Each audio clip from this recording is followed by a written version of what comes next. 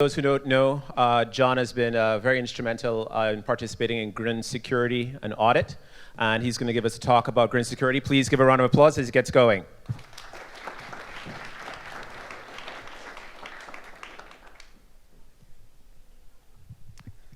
Okay, hey everyone. I have been fortunate enough to help facilitate with the Grin crypto library security audit. I've been involved in the crypto space for about 7 years now, and I'm the co-founder of a security company, Secureware, and we mainly focus on audits. So it was a real treat to be able to be a part of this. So just kind of high level, why are we taking the community's time and resources to spend time on audits? So there's a few perspectives. Some people think, well, it's just a show of good faith to your community, and it's just kind of what you do. If you have your community's best interest in mind, it doesn't necessarily make sense for every possible project, but Grin is a bit of a unique project, and we'll get into that a little bit later. Bitcoin had no professional security audits, and it did just fine. However, it launched in a very different climate. It was very experimental. People weren't trying to go out and use it to transact right away on day zero and potentially putting themselves at risk for fund loss or de-anonymization. And it's also kind of beyond just covering your ass. It is nice to have that kind of box ticked for your audits, because then you can say, well, there's a vulnerability, but it was this Secureware's problem. They were supposed to do the audit. They didn't find it. But I think for projects like Grin, there's actually something more at stake than just people covering their asses and ticking boxes for the community. This is a privacy-oriented project that I think is intended to be used in real life.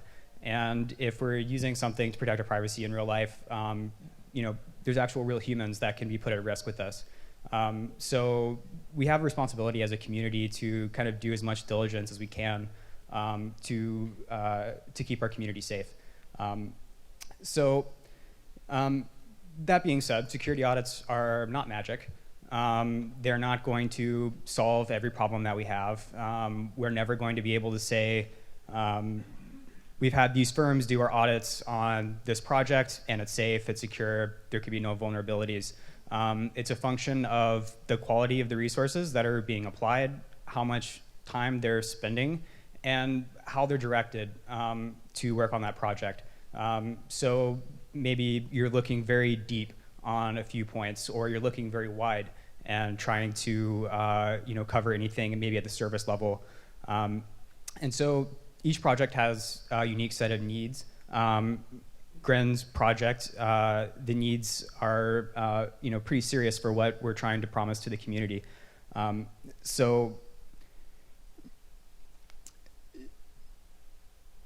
what we're essentially trying to do is, we're not trying to make any claims about this library is perfectly secure, nothing can happen. All we're trying to do is increase the time and money that it would take to find a vulnerability that we would be kind of concerned about as a community. So that's really our goal with the security audits, is to really increase the money and time it takes to disrupt the technology that the community is relying on. So in an ideal situation, with Grin, we would have a launch date a few months out. We would have all of the code already written into a state that it's ready to be deployed in, and we would be able to model out all of the things that we're going to look at, how deep we're going to go, and who's going to be doing it. And it would take a few months probably. It wouldn't be cheap, but we would be able to feel pretty confident and everything we've deployed. The reality is the launch date had to happen. If you keep waiting until you're exactly ready, then it'll never launch. So it had to be launched, and we had a pretty small budget. It was 16 Bitcoin, and in the bear market, that's not a lot. So what the community decided to do was to reduce the scope of the full audit into something that is critical but also manageable. So the scope was reduced to a crypto library that Grin relies on. Is originally The libsccp in C was forked by the Elements project to add Peterson commitments and the range proofs, and then the Grin project went ahead and extended that further to add support for bullet proofs and AgSig. So the reason that this was kind of chosen as a point of focus is it does contain all the critical cryptographic operations that Grin relies on. So when you're constructing a transaction and trying to attach your range proof, that library is required, and Grin is useless without range proofs, right? Because then people can create fake money. So this functionality is really critical, and without it, if there's a vulnerability there, then it doesn't matter how good the rest of your code is, you're still going to have some pain. So an anonymous donor stepped up and paid JP directly for this audit. So as far as the community fund is concerned, there were no Bitcoin deducted, which is great because that can be rolled into future audits. The primary auditor was JP Amundsen. I'm not sure if you guys are familiar with him. He's a cryptographer, created the Blake hash function, SIP hash, which is in the Linux kernel, and Gravity Sphinx quantum resistant signature scheme. He does a lot of good work, and I encourage you to check him out and read what he has to say. So we did a reduced scope audit for the library. We kind of, these are the general things that we looked for, which is pretty standard for a crypto library. And so some of the things that came up the most in this particular assessment is on the software safety side with the memory leaks, the libraries in C. Anyone who's done a lot of stuff in C knows that the memory management can be kind of painful, and it's almost impossible to go through without any mistakes there. Looking at the underlying cryptographic primitives, making sure everything has been treated properly. You can have your specification perfect, but it could be implemented in a way that doesn't adhere to the specification, and it's probably not that useful. Random RNG generation, it's important to make sure that you just do that right. You're not pulling randomness from the system time or something like that. Key links, it's pretty standard stuff, and then serialization and deserialization is another common pain point.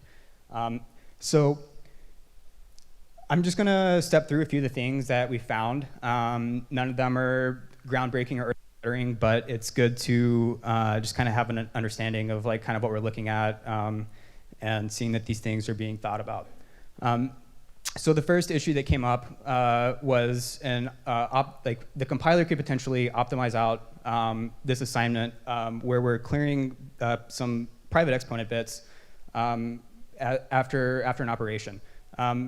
And so if we don't set that to 0, then you could have that piece in memory with those private bits that could potentially be recovered or exfiltrated through some other kind of attack. So you want to make sure that that's overwritten. And as far as I understand, the way to do that with this is to actually check once it's been compiled to see if the compiler's actually optimized it out or not. If anyone knows a cleaner way to do that or something, please let me know. Missing null pointer checks, not that exciting, but if you do have a library and you're passing back null pointers to something that's calling, crash, performance issues, something worse, something scarier. Again, at this lower level library, we want to do everything we can to keep everything tight. And so very, very simple check at the R check, just make sure you're not dealing with nulls. And this was fixed by Yeast Plume. More memory stuff, some unfreed heap allocations. Again, this is just kind of the biggest impact of this on the service would probably be performance, could lead to some crashing, and just general good to have cleaned up. Some more unchecked heap allocations, similar scenario. We can get null returned, which isn't that good for if you're relying on the library for something else and you aren't prepared to handle that null. So as a library that a lot of other components are relying on, these things are important to clean up. There's also an unnecessary operation that was removed if there's something there and it doesn't serve a purpose, then it shouldn't be there because it just increases the attack surface, more lines of code. Finally, there was an optimization that JP pointed out, but then actually as I looked deeper, I think Jasper, you'd already committed some code for this, but it was basically just checking that a passed parameter fits within a certain range, because there's some more expensive computations down the line that we can save ourselves if we just check that our parameters in that range. So we already had the optimization, so nothing yet to do there. So this is the PR with the fixes from the result of the audit and the hash where they were merged in. There's only a total of 15 lines changed, which is good, right? You don't want to get back your crypto library audit and have hundreds of lines of changed code, because that's generally pretty scary and you're going to want that re-audited. So not a lot of diff coming out, but it's still critical to kind of look at this close of a level to these things, because you never know when a memory leak is going to come back and get you. So the mainnet's launched, nothing's burned down, we're all still alive, and we're wanting to add new features and grow, but it's still important to continue to take the security of our code seriously, and to again, like I was saying before, you want to have like a good perspective on it, right? It's not a magic bullet, but you also have to do what you can to be responsible to your community. So the next things that are up for the audit are some Rust, which hopefully will have less memory leak errors there. We've got the core keychain and chain crates for Grin, and I'm really excited to see what is turned up in there. I believe the status of that is we have some bids in from some other firms, and those are just kind of being compared, looking at timelines, what the community's going to get, and we're still trying to reach a decision on that. Okay, so the Grin crypto library, the first audit is done. That doesn't mean there doesn't need to be more, but I think it was a good first step with the community to show that we're taking security seriously, we're taking the right steps to make sure that the code the community is using is going to continue to keep them safe. So you can find the full audit report at this link, and I'm sure the slides will be available later. You can contribute to the Grin community funding. I believe the audit funding is full, and the current new funds that go into the fund are going to just roll over into the general development fund. I'm not sure if that's going to change or not once we spend our audit budget. UsePlume is running his developer campaign. Last I checked, it was only almost 1,400 euros out of the 55,000 that we need. And that's really important. We need people that are full-time and are able to be supported full-time, spending time on the project. If you don't have that and it's pure volunteer basis, it can be challenging. And I really do appreciate the people that are working on a volunteer basis really stepping up and taking responsibility and making sure that we get good code. So I just encourage you today to send some money to the general fund, send some money to UsePlume, and make sure that we can keep building cool stuff.